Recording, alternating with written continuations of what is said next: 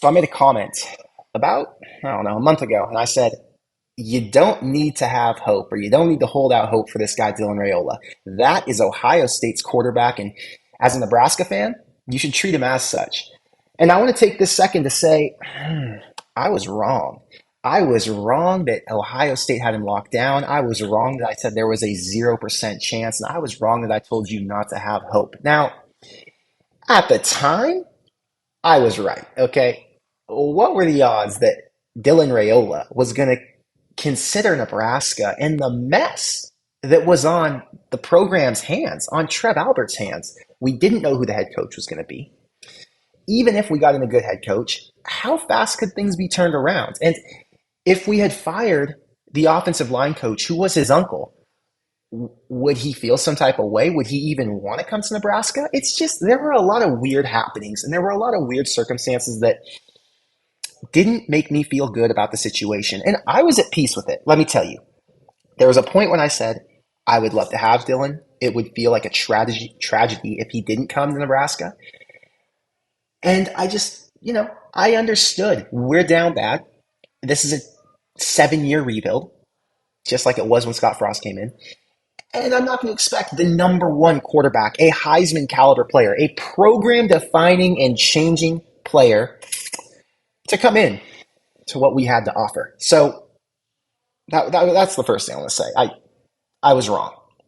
I said that the only way Nebraska could go after a guy, or not go after, the only way Nebraska could land the commitment from a guy like Dylan would be if Ohio State was to get rid of Ryan Day, or if Ryan Day was to leave for the NFL, let's say, or if Nebraska had some miraculous 9 to 11 win year next year, showed some serious signs of life, and made this guy believe that he could come in and thrive, potentially compete for a playoff spot, maybe a Heisman Trophy or a Maxwell or whatever other award he wants to, knock off that list. And above all else, he would be able to get drafted. This hasn't been a school where quarterbacks can come and get drafted. This hasn't been a school where, the last time we had a Heisman quarterback was in 2001. That's 21 years ago. The kid wasn't even born yet. So to say he would be attracted to the idea, it's just, it was silly at that point. Anyway, let's talk about what's happened now. What's transpired in these last 24 hours. Lincoln Kienholz was the committed quarterback from South Dakota to Washington. He ended up decommitting after he went on a visit to Ohio State, committing to Ohio State, and now I guess Dylan didn't like that. What I heard was Ohio State didn't tell Dylan they were going to take another commitment in this class. I think they implied they weren't going to take any other quarterbacks. I don't know if Dylan gave them a weird vibe. I don't know if there was a miscommunication, what happened. But now Kienholz is committed to Ohio State in this class and potentially competing for a starting job next year, at the very least competing for a starting job there the year after. He's a 4-star, highly recruited player from South Dakota. Okay, let's put that on the table. Last night, Dylan sees that, removes all of his Ohio State info, his Ohio State commitment video from Twitter. I don't buy into that Twitter stuff too much. There are a lot of people who do crazy research and they love talking about it and they love trying to do their, investigative journalism. It's not my thing. I don't care because a lot of guys post stuff for attention or whatever. In this circumstance, it felt like the tea leaves were telling me something. So I thought, okay, he'll probably decommit from Ohio State. Did I think that we would mean Nebraska would be in play? Not entirely. Did I have hope? A little bit. But then we get to today. I'm on a plane and I get off the plane. I got no service. So while I'm, in the air for 3 hours, people are texting me, sending me messages over and over and over, forwarding me the decommitment notifications, forwarding me the little articles coming out on 24/7 on 3 and everywhere else. And I start reading them. I'm like, damn, Nebraska's a player here. Matt Rhule posted up that tweet of The Undertaker, coming out of his sleep, waking up, staring the camera in the eyes. And that dude's on a mission. That dude understands what a program-defining player is. He understands the caliber of talent that Dylan Raiola would bring in.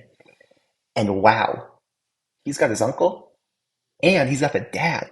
Dominic was just on campus last week with Matt Rhule recruiting an Arizona State lineman from the portal, helping him recruit. Does that tell you something about what Dominic, feels about Rhule? And if Dominic feels a certain type of way about Rhule, what do you think the son feels, right? What do you think Dylan feels? They live in the same house. They share the same ideals, I assume. Maybe I'm wrong, but that's just what I would guess. I talked about this a little bit in my video the other day about what the new coaching staff means.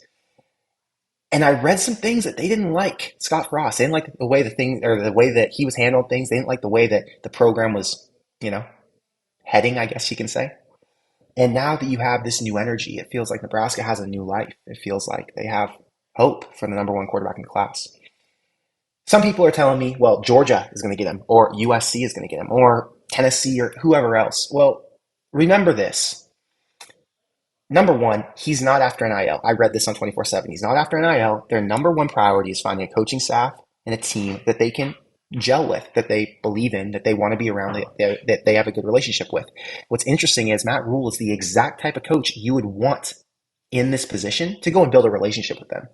Gives me a lot of hope. It should give you a lot of hope too. He's got some time. They've got, a year until he has to sign his letter of intent. So we've got time. There are going to be a lot of schools in play. Going back to what I said about those other schools, there are only, let's say, 6 or 7 blue bloods with high-level offenses and coordinators who run those offenses. And between now and then, different guys can get fired, can get taken away to other jobs. Other quarterbacks can transfer in. And then you only have 7 schools. Well, let's say 7 of those schools, or out of those 7 schools, you got 3 or 4 who already have locked-in quarterbacks. USC is a prime example. Would he want to go and compete with Malachi Nelson, who's the quarterback in waiting now behind Caleb Williams over at USC? Does that make sense to go and jump into that filled quarterback room? I mean, I guess, but then Malachi Nelson or him's transferring out when the other one loses or when the other one wins the job. Go to TCU. Well, the offensive coordinator is Garrett Riley. If Garrett Riley leaves, do you want to stay at TCU? Are they still the powerhouse that they were this season? Because if you look at TCU before, they weren't as appealing, right? Georgia doesn't need a quarterback in 2024. They need a quarterback today. So what if Georgia goes and gets a quarterback from the portal? You never know what's going to happen. The point is, I have hope. You should have hope. I'm not going to oversell Nebraska right now and say that I think there's a crazy possibility, and I'm not going to be one of those people who, like the On3 guys and 24/7 guys, who I don't know personally, but I'm assuming they're just putting in their guesses for these crystal balls right now. Until one of them has a conversation with Donovan, Dominic, or Dylan, it's hard to make a prediction to say Nebraska is the school he's going to pick, right? Like I said, we've got an entire year. But I think as a Nebraska fan, you can feel hopeful. You can be excited. I was wrong. I'm not going to call him Ohio State's quarterback anymore, and I'm not going to say he's 100% off the table. This is a very exciting time. You've got Casey Thompson in his last year at Nebraska. You've got Malik Hornsby, who I think is going to commit. He was just on his visit today. But Malik Hornsby isn't the same talent that Dylan Raiola is. And Malik might be a different type of quarterback, a situational quarterback, or if he's not a situational quarterback, he may very well be a wide receiver. It's just an interesting time. We don't know what's going to happen. Right now, the only cards we have in our pocket are potentially Malik and, for sure, Casey, at least as of this moment. So those are the quarterbacks we're running with. And Nebraska hopefully can do some positive things with them and show, some of the next guys coming into this next class what this offense will look like and how well they can run it. The offensive line should be stronger.